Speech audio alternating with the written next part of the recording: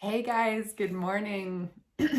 Virginia Schmidt here. I am the founder of Divinity School, a community where we come together to live more consciously as the divinity that we are. It's the truth of who we are, as the divinity that came down into this physical body and the divinity that we will fully return to after leaving this physical body. So this morning, just real quick, because I'm always talking about books, so I just wanted to show you guys some of the books that I'm reading right now and tying together. So I've talked to you guys a little bit about The Reality of Being, which is based on the fourth way of Gurdjieff. Again, I always pronounce this wrong, but this is by Jean de Salzman, who was his protege, who after Gurdjieff died, sort of continued to bring the fourth way to the world. So highly recommend this book as well as the fourth way itself. Again, thank you to my friend Noelle for reminding me about these books. Hands of Light by Barbara Brennan. Thank you again to my friend Lindy for telling me about this book, and thank you to my friend Susie for giving this to me. I'm also listening to this book. Of course, A Course in Miracles. And I wanted to tell you guys, my friend Susie and I found a local group that meets weekly to talk about A Course in Miracles, which is really cool to partake in physically coming together in communion. So I don't know, check it out, Google it, see if there's a Course in Miracles group that meets near you. And you can also meet, we had some folks join us over Zoom if you're still not physically getting together with people right now. In the time of Corona, we can still commune spiritually or virtually over Zoom or YouTube like we are right now. Also, this book, I Do by Freedom Barry, for those of you who haven't read or listened to Freedom Barry, amazing contemporary of Neville Goddard. And thank you to my friend Barry Peterson for giving me this book. And then there was one more book that I wanted to tell you guys about,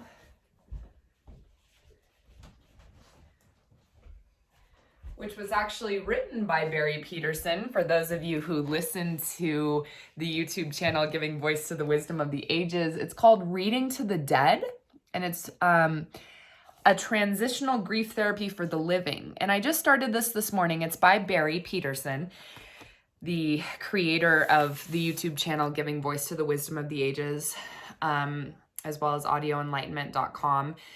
And this book, which I started reading this morning, is talking a lot about Rudolf Steiner, who I have, heard about in various ways. And I'm like, oh man, like this is a whole nother connection that needs to be made. So I'm really excited about this. So I would highly recommend all of these books.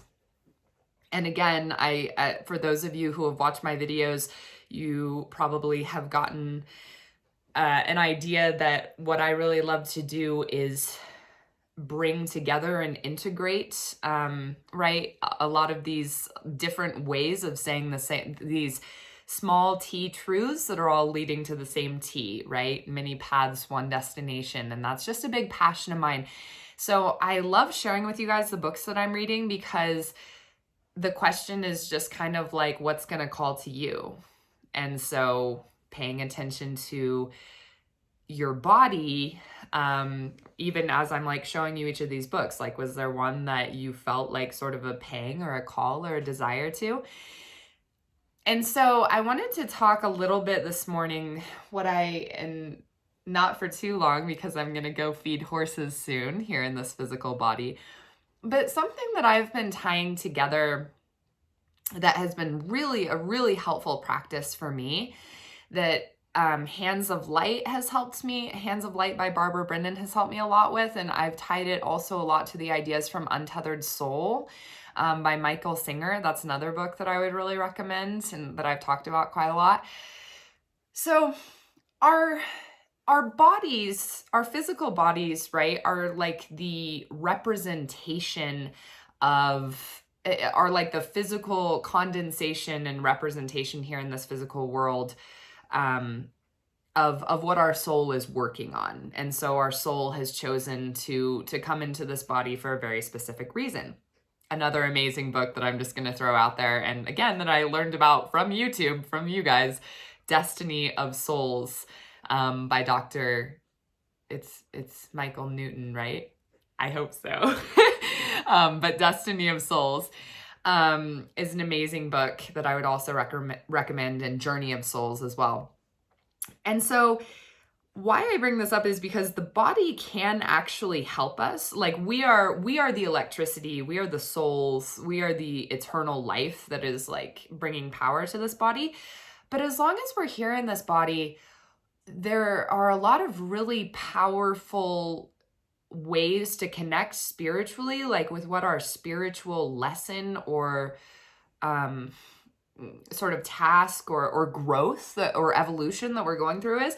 We can feel that by tuning into our body, because so we chose this personality in this body to come here and work on soul growth, right? So the key to soul growth can actually be through connecting with the body. And Dr. Sue Morter, someone whose videos I love, and she has a really good book that I haven't read, but I've dabbled with, called The Energy Codes.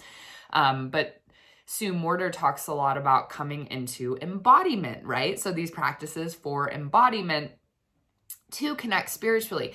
Now, what has been really resonating with me is tuning in to where I am feeling energy in any given interaction, and coming to my breath in that moment, but also coming to like, wow, I really felt that like in my solar plexus, or I really felt that in my heart, or I really felt that in my throat chakra, or I really felt that back in my shoulder.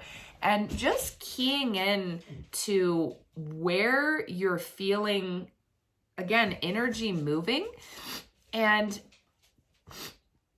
allowing yourself to actually feel what it is that's trying to pass through. So Michael Singer in Untethered Soul talks about samskaras, which is a yogic phrase for energy blocks, right? So, and then Barbara Brennan talks about this a lot in Hands of Light. And she's talking about it from the perspective of healing, or the laying on of hands, which is very similar to Reiki.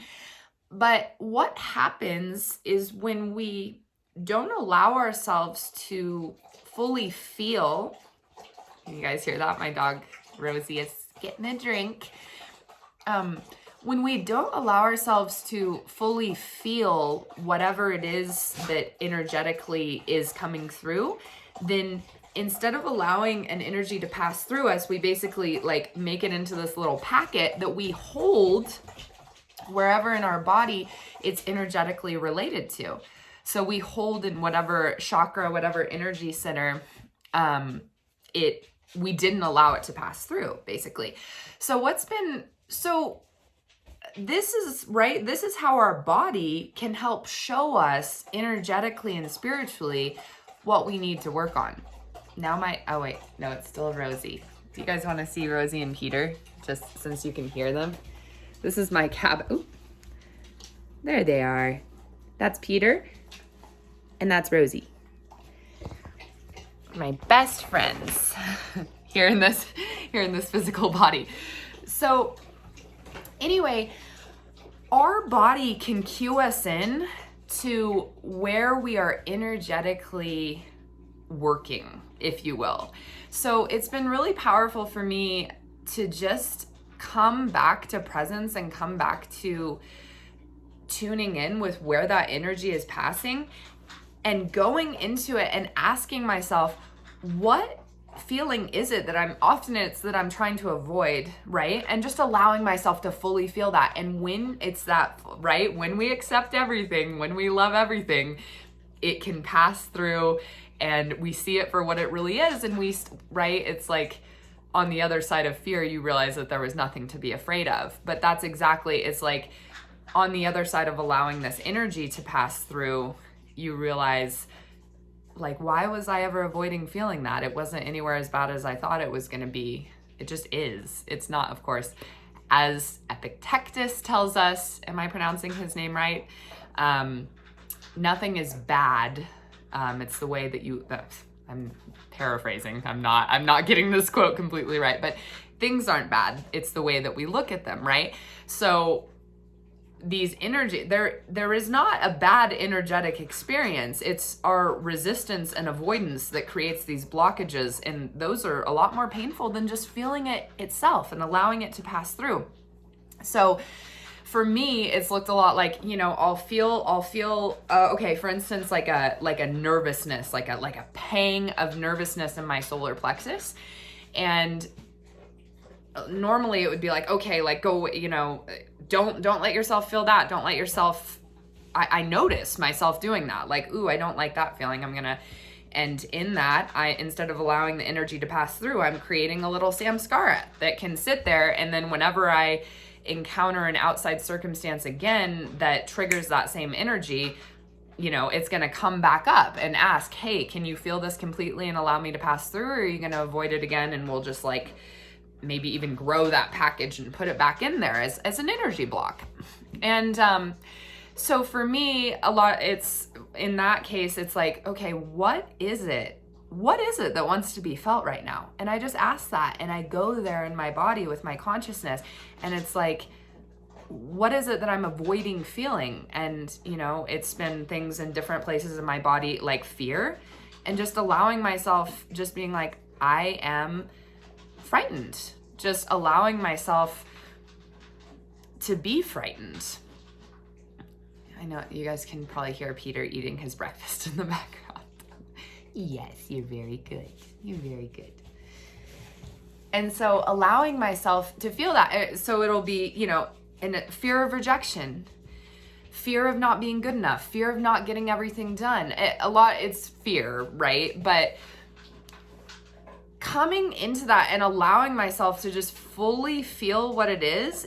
And in that moment, you can feel the release of the samskara, of the energy block. If you really come into it, you can feel it release. And on an auric level, on an energetic level, you know, as we practice these things and as we practice being able to see energy on super sensory frequencies, which we're very capable of if we just practice, then we can actually begin to see these balls of energy, these samskaras, these blockages release. And that's, of course, what healers are capable of, and what Barbara Brennan does and teaches at her Barbara Brennan School of Healing. And but it's a really powerful practice, like paying attention to where those pangs or just experiences of energy are in our body, and just asking, what is it that's looking to be felt? And maybe it's also, you know, depending on where you're at, sometimes it's a positive that we're afraid to feel because of the vulnerability of that, you know?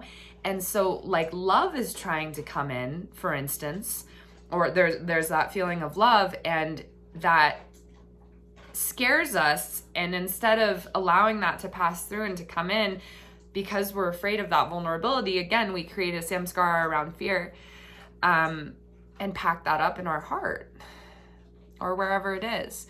So I would love to hear stories for you guys of, you know, where you feel certain emotions, what you can find when you just are okay, like going into it. This reminds me of this amazing Rumi poem. I gave my complete works of Rumi away, or else I would read it to you right now.